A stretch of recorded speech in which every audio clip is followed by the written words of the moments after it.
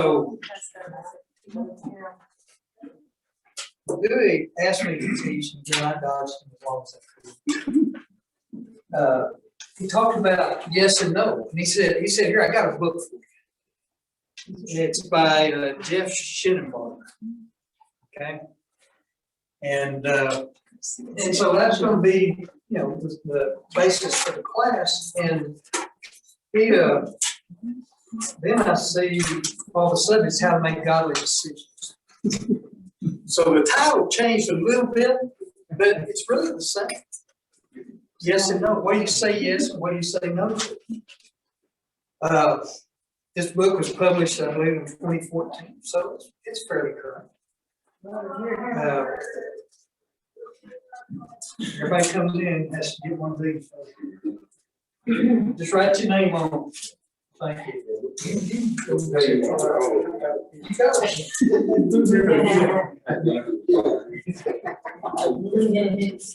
But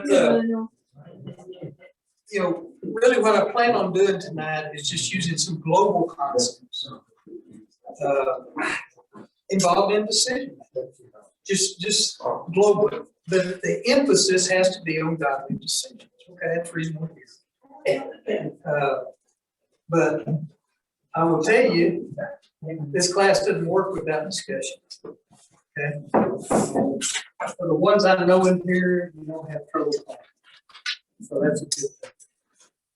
Kind of at the outset, this is the way my simple mind works. Everybody know what that is? Great artwork. What did you say? A what? Umbrella. It's an umbrella. Is that right? Okay. Right, but the concept is, to me, it relates to me. When you make a decision, think of this to me as, this is all God here. Okay? That's all God. Now, I have wandered out here many times. And guess what happens? You crash and burn. You forget to. You get wet. You get wet. If it's only wet, I'd be happy. It's more like hailstones. Okay. And so, whenever we're making godly decisions, did we make it under the umbrella or not? I mean, that's my simple mind is did I make a decision that was in the realm of what God has told me? Okay. It's easy to say with words, it's hard to live it. It's hard to live it, I would say, in America. A land of affluence, temptation. How do I stay underneath that umbrella? That's really the gist of what comes out of this book. Now, this guy here, it's got lots of points and conclusions, and what I'll probably do in the following weeks is we'll extract some of those and I'll get reactions. I'll let y'all tell me what that means to you, just that statement. Maybe you have a personal experience. Maybe you have a biblical example of that. Maybe you did it right, maybe you did it wrong. I probably got the most of the wrongs. Okay. But that's what I really want to do is talk about this. Now, the drawbacks of this book, there's lots of grandiose things in here. And I was sitting there thinking, well, do you share those? They don't have a lot of relevance sometimes. This guy in here, he's impressive what all he's done. But at the same time, does that relate to me in Lubbock, Texas? If we want to go there, we can kind of go there. And I think I've seen a few things. Maybe I'll share some, maybe I won't. And maybe they relate, maybe they don't. But You know, when you've been around some of the egos I've been around, you can. Go, do you have a comment? No, Kelly said you were talking about. No, but no, we can talk about it. You know, I've been around some very powerful people in business. Maybe we'll talk a little bit about them, but it really lies the meat. What's in here lies in approach to decision making. We're not going to agree on everything, okay? But maybe there's some foundational commonalities that we can surface. All right, the author breaks decisions into 3 categories, okay? Just starting out, 3 categories. One is daily decisions, okay?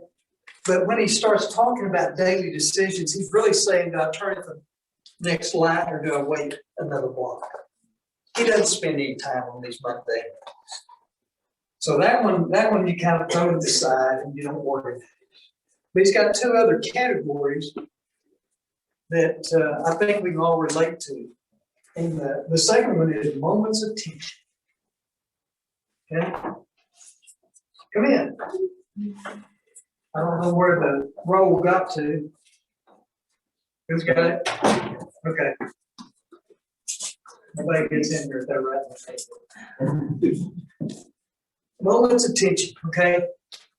Maybe it's addressing or solving problems. Problems are really where the tension comes from. We'll share some of those. We'll think about some of those. But maybe you've already got 1 or 2 rumbling in your head about tension. And it's usually a right now decision. Okay? How prepared are you? Are you going to stay under the umbrella when you make a decision of tension? Okay? Does anger come out? I got some yeses. It has with me too. Does anger come out, or have I got myself programmed to a point where in a moment's of tension, I'm gonna go through 4 basic tendencies used in my career just a minute, and this is a big one. Okay, moments of tension. Basically, you earn your keep when you solve problems. May not be a world-changing problem, but it's a problem. Could be within your family, could be within your place of employment. But how do you react in a moment of tension? Has everybody had moments of tension? Every day? You ever had it with your spouse? Or is all that kind of pretty good? Okay, moments of tension. We'll write that just because I forget. And then the last category that the author dives into, he calls it transition times. Okay?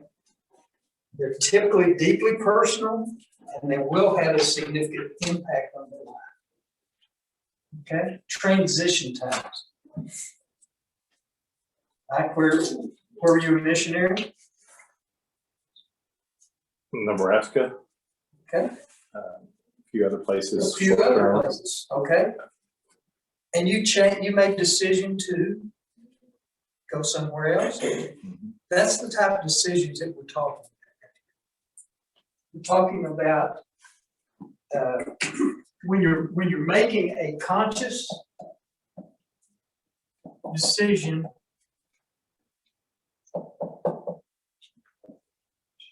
to change the direction that you're going in life. Okay? Peter, you went from Portalis to Loyd. That's a transition. 25 years ago, 35 years ago. Was Portalis a pretty good place? It was. I thought I was living and die there. Okay. And something caused you to come to Loyd. Okay. That would have been, getting near 1996. Close, 95. I was close. Okay. I had a daughter, and Same Pedro's daughter, same grade, Rebecca. So that's a transition time, okay? And usually it's thought out and it's intentional. Okay, and that means you don't reverse and do another transition. Trent came back from Dallas. Okay, where'd you come? Where'd you go? You sucked me back here? Huh? Said you sucked me back here? Yeah, He said you brought he came back and went to work at Alamos. Thank goodness, Trent. But that was a huge transition time. Okay, a decision was made. Okay. Made here? We hope so. That, again, that's the emphasis that's going through this book over and over and over. Now, I had a guy, and I don't know if I've got him exactly right, but there's a guy that I worked for in his umbrella. And, okay, you know, we get these grandiose stories. Okay, I'm sorry, I'll start with one. The guy's been in the 400 for a number of years, okay? And ones that work with me, Rick, Trent, know who Jerry Ford is, okay? Jerry Ford has a football stadium named after him, SMU's, okay? Anyway, he had control of First National Bank back in those days. Here he goes, you know, doing all the Southwest Plan stuff. But again, I don't know if these are crafted exactly the way he had them, but I've adopted, okay? In life, he had 4 basic tenets that he had. First one, dream of the dream. What are you going to be? Okay, with him, I think he thought he was going to be the richest man ever. Okay, he's worth a couple billion. Right. So did he make? I don't know what he did there, but he bought a lot of failed thrifts, banks, monetized them, bought more. He's done it again and again. Okay, but that was what in the business world where he started with everything. Dream of dream. What are you gonna be? I mentioned Dylan dreamed about being a doctor, anesthesiologist. That was wondering, if, you know, in thinking of these different tiers, I think we can all think back to where God has intervened in our life for good, and we may not have had anything to do with it. That's a good point. Tugged on you, slapped you upside the head. Okay. All right. Second one up here.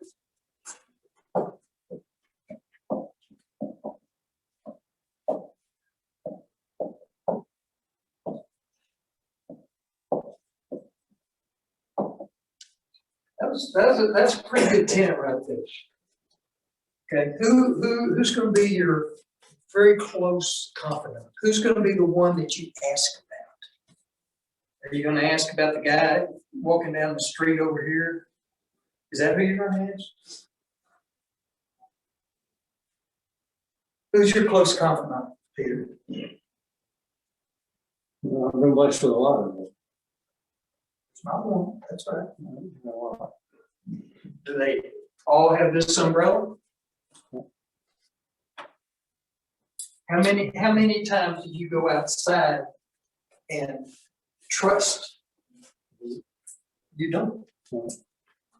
Those people under that umbrella are the ones that stay with. Okay. All right. Associate with good people. Okay. In your career, can you think of some people that weren't good? Okay. And what's the outcome of that? It's a wreck. You're absolutely right. So associate with good people. Okay. Third thing. This is a hard one right here for me.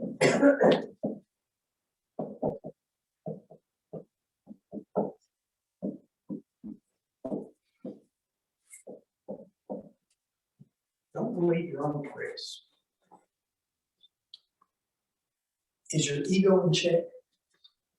I'm asking a question.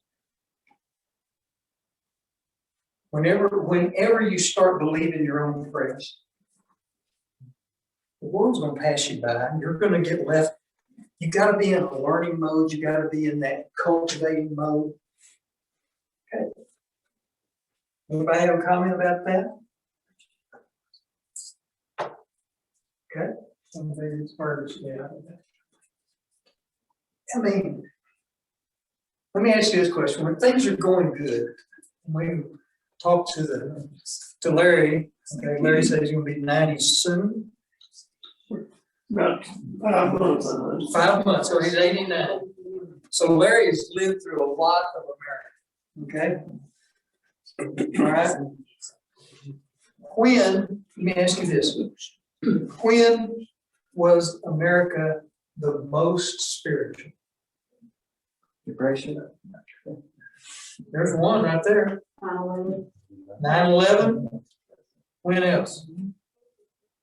War. Yeah, when World War II, we were all united, and we worked together. That's kind of appropriate. That's pretty timely.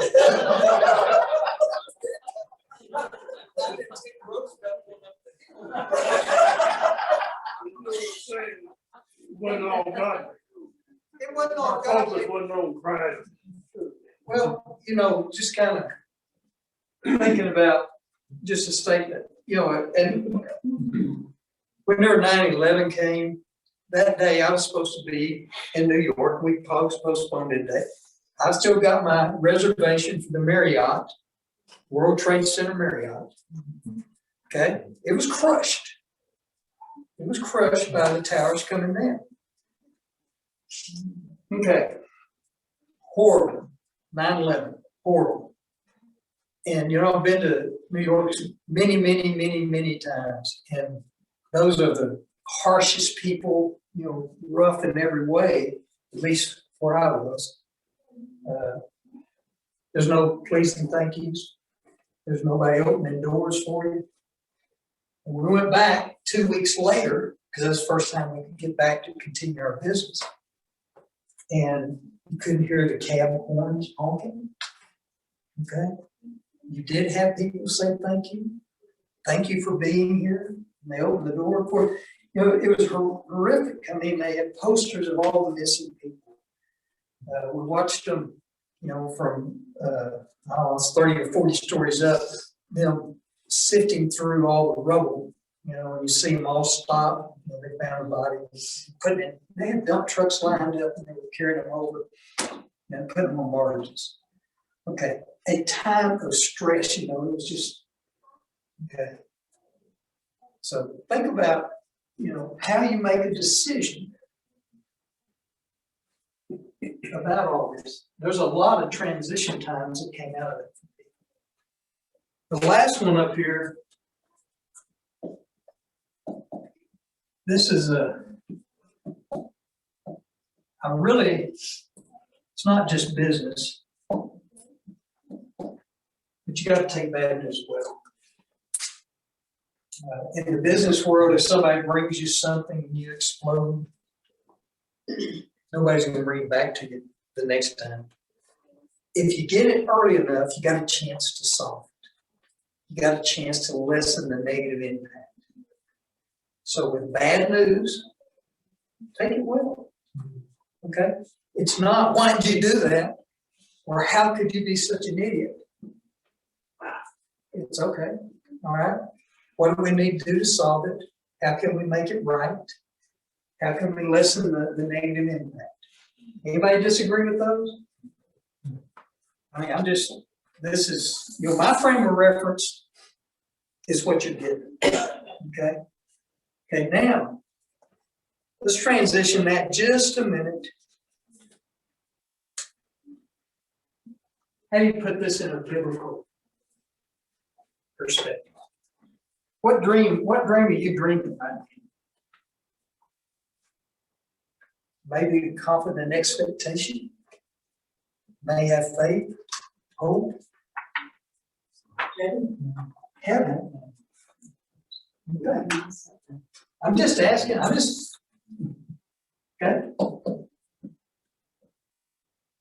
Is that what we're pursuing? Are we really pursuing? If you are, you're under this umbrella over here. Okay? All right? It's more Okay, important Peter. What, Mike? More important than heaven is just pursuing a relationship with God. I mean, that's what it's. Okay. And then right under that is getting as many people on board doing the same thing.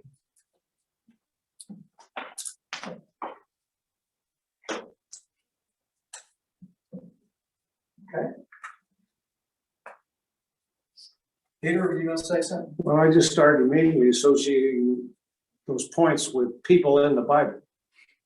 That's, okay, you're gonna get to the end of the lesson, perfect. Go, we can get there now. You know, some of them have dreams. Some of them believe their own press. In other words, I could start pulling out names out of there. We can do that, We're gonna do that in just a minute. and we will. But that's, the Bible covers it all, the good, the bad, and the ugly. And it can teach us lessons about all those things you put up there. Thank you, because that's kind of where I want to go, but do you associate with good? I hope this room is full of them. Okay? Where do you get your advice from? Okay. God gave you the Bible. He also gave you Christians. Seeking. Okay?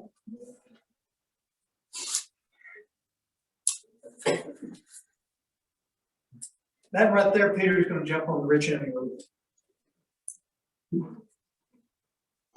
At least I did. That's what equates to me. He was pretty good up to a point. Okay. Take bad news well. Goodness, I think of the apostles. And how they never varied. Yes, it's good. Okay. All right, let's jump into some Bible stories. Okay, somebody take off and help me with some of these. What comes to mind when you see these up here? You put it. Okay, we got to go over here, right? Okay. Making godly decisions. Tell me about decision. Let's talk about the rich young ruler first. How would you say his? Somehow he was touched. He came into the relationship, and he's sitting there going, "Hey, look at me! I've done all this stuff." Somehow he hurt him. We don't know what happened to him after he went away sad. Did he ever come back? We don't know. What do you think? That one right there is his name. Okay. Can you think of some others? Don't believe your own press. I thought of Nebuchadnezzar. Okay. Talk to us about it. Go ahead, Tracy. It's just, he thought he was just so important and God brought him down. So you got to be, pride comes before a fall. Okay. So. Me? Yeah, Jason. They were. You got kind of pretty good ones. Yeah, that's a good one. Okay. I guess all we on the road to Damascus. You're exactly right. Well, the thing is though, But he also thought he was doing the right thing as a persecutor. he did. So does that mean you can change? Absolutely, you can change. And we should, if we're not following. I thought you were going to the other Saul. And the other Saul, he's also.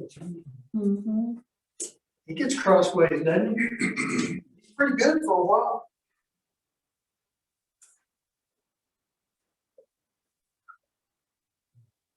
Okay. How about David? So how would you relate David to him?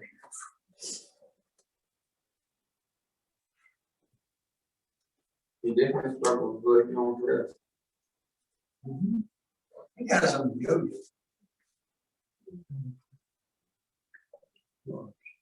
Good today, bad tomorrow.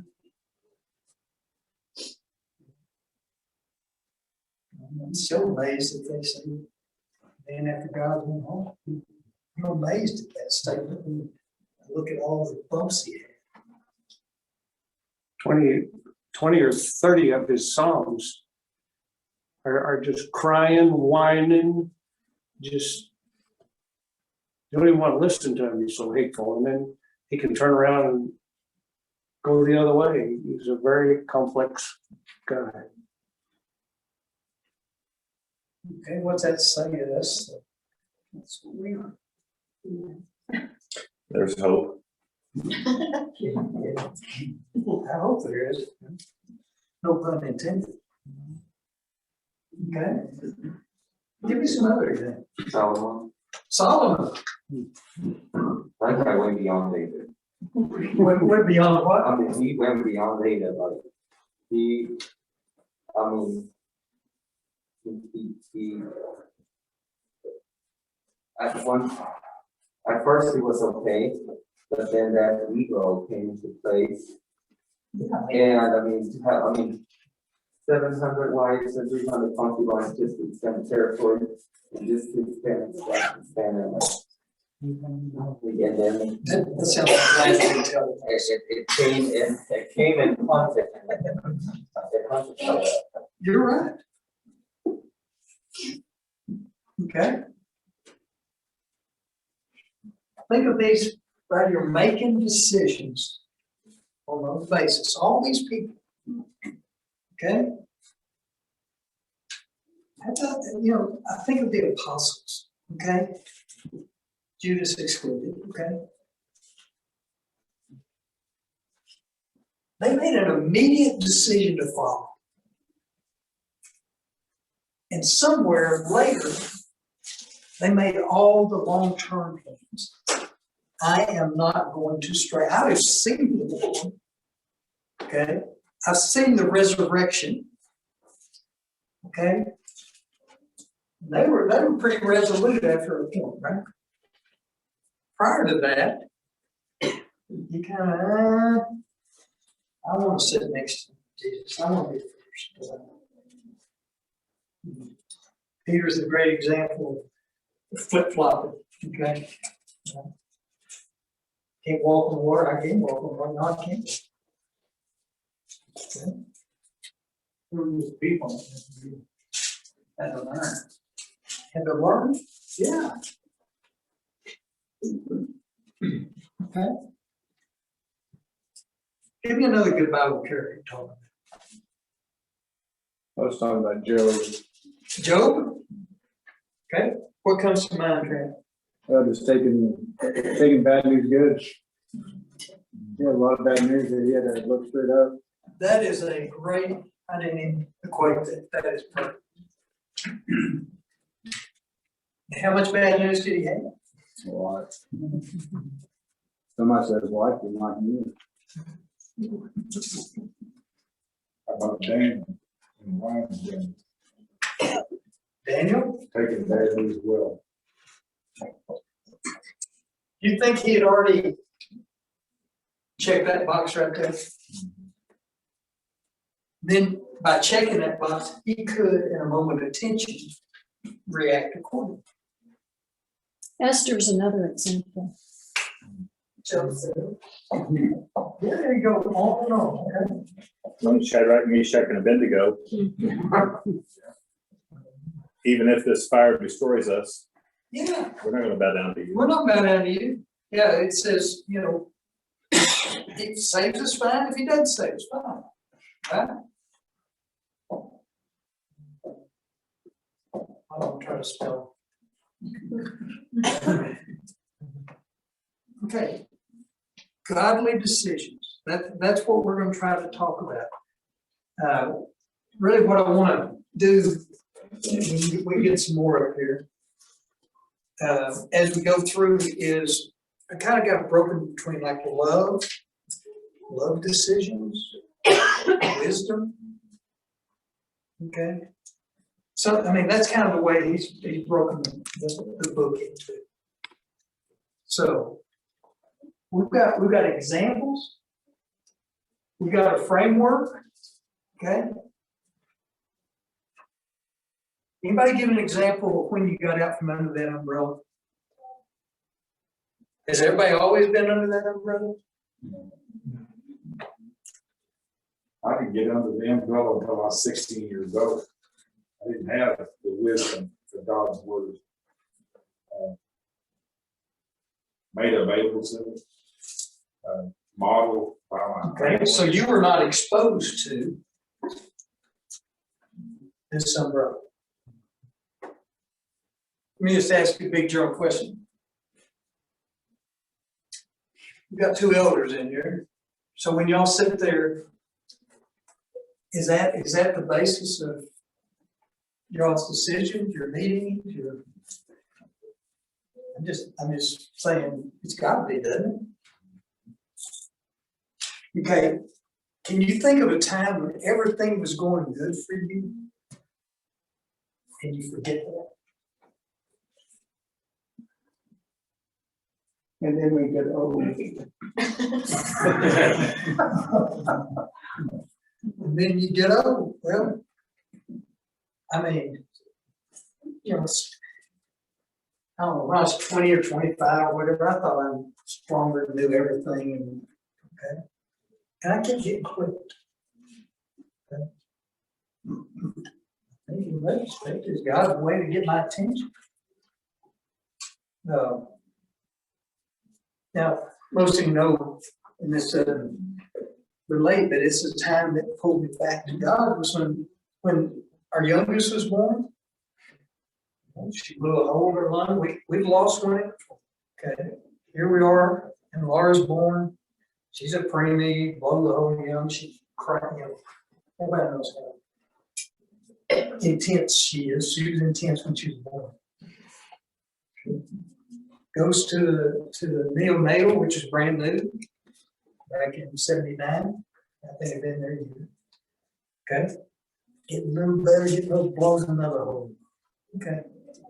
I was 20, I was 24, and I had never felt as helpless as I did right now.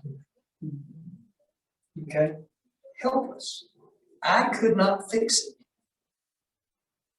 Okay? Somehow I got back in relationship, and then you kind of hit your knees and you pray and pray and pray. And, you know,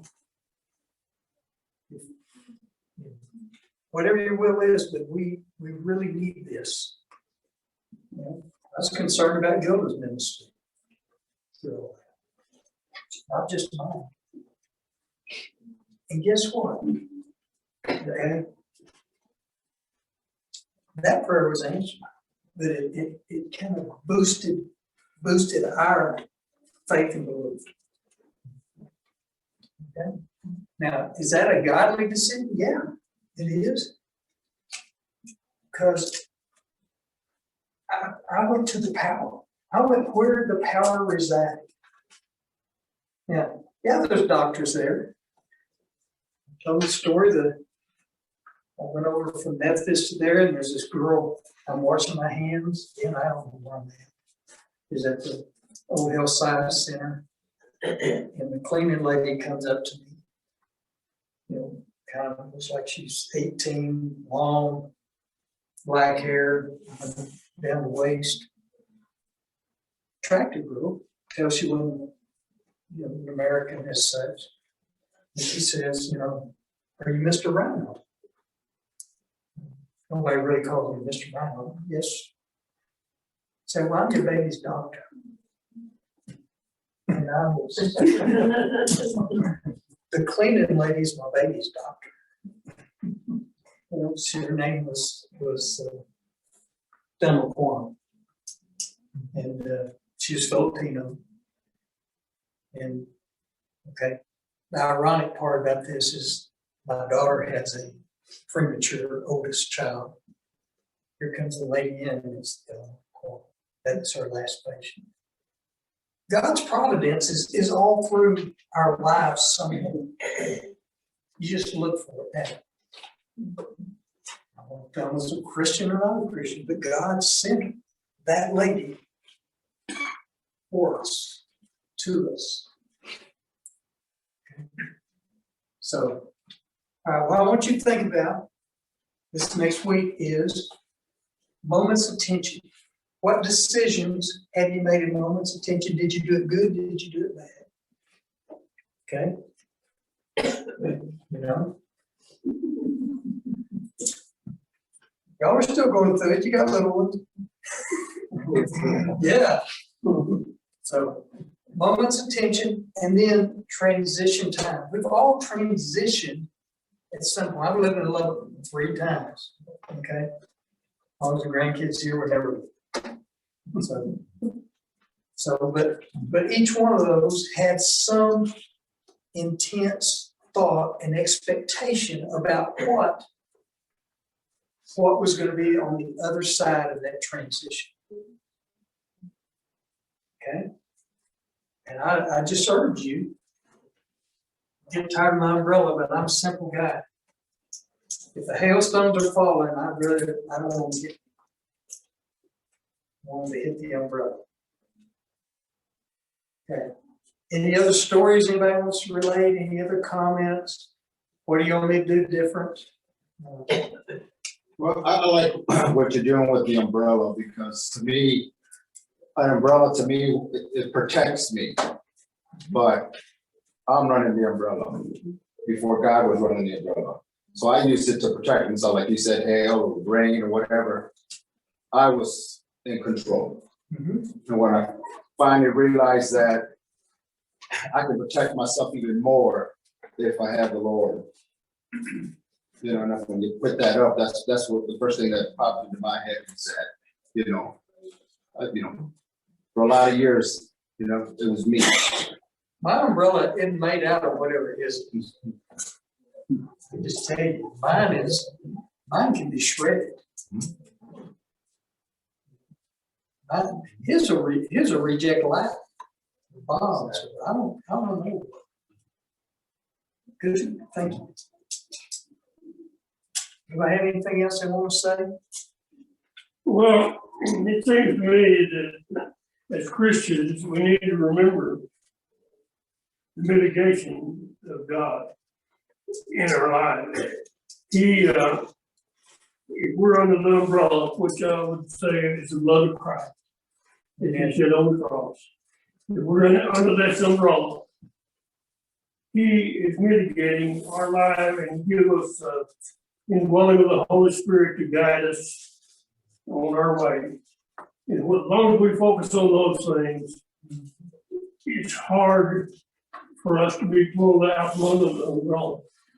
But if you're trying to do these things yourself and not rely on the blood of Christ and focus on Christ, then you're liable, to be out from under the umbrella at any time, for any reason.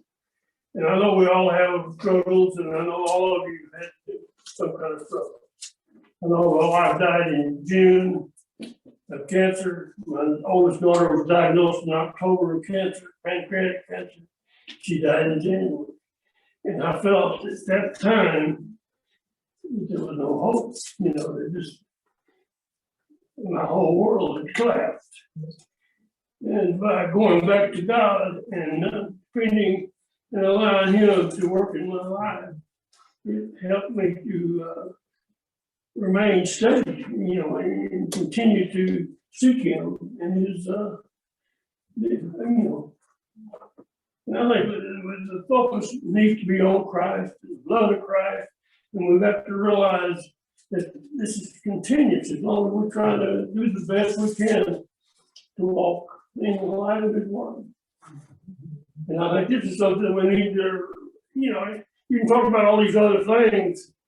I know that, I don't know how many of you been in management, but I was plant manager for a while. That was the worst years of my life. You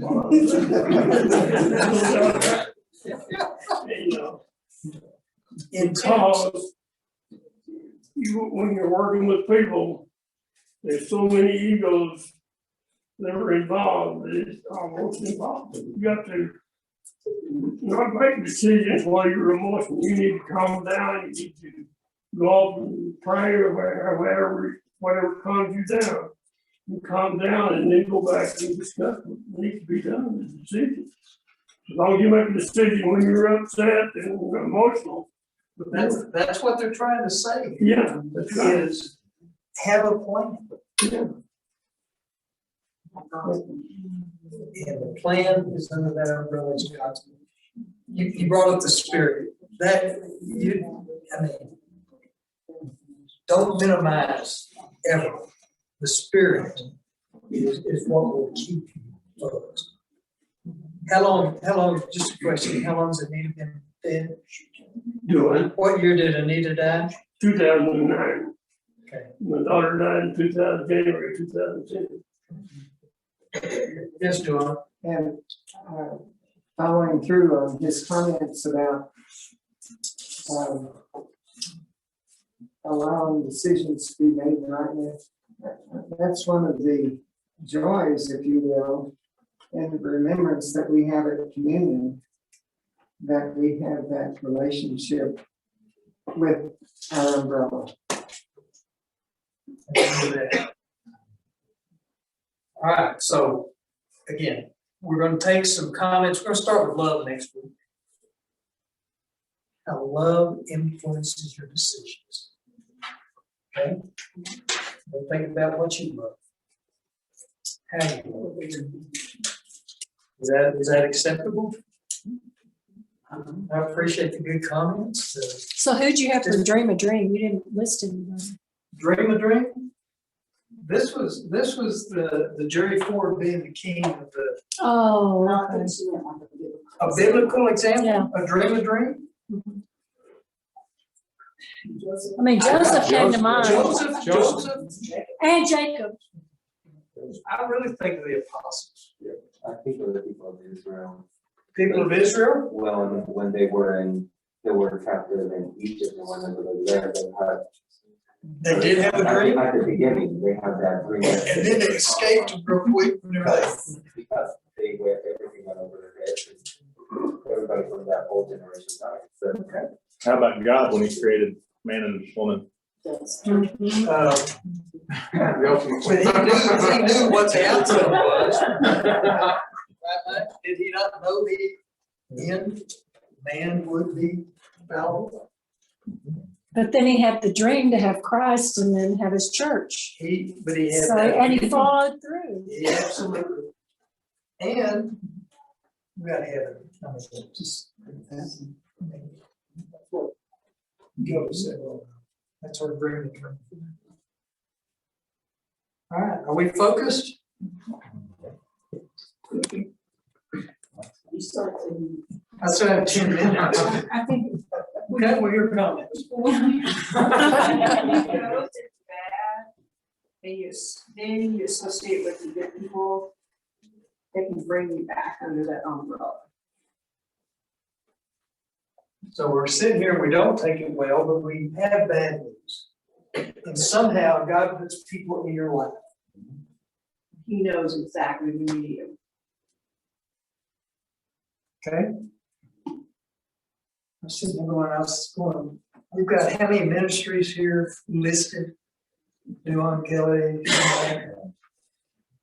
80-something. I think it's 50 something, 60 something, that's a lot. Okay, 50, 80, I don't know what it is. But they are designed for that purpose, right?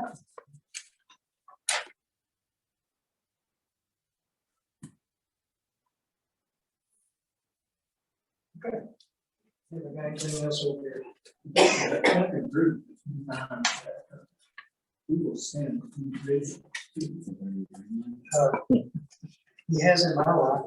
Yeah, they are lives. He is either some that slap me on the knuckles or kick me, you know, and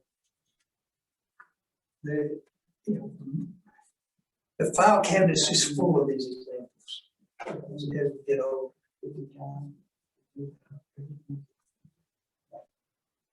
I look across our congregation on Sunday morning, and I just see people that just make your heart kind of swell up. I think sometimes we need to seek those people. If we're going through some decision we're trying to make, and I know you've been through it, you're just going to talk to about it. Well, that's what the body is supposed to be, is all the parts together make us whole. Make us strong.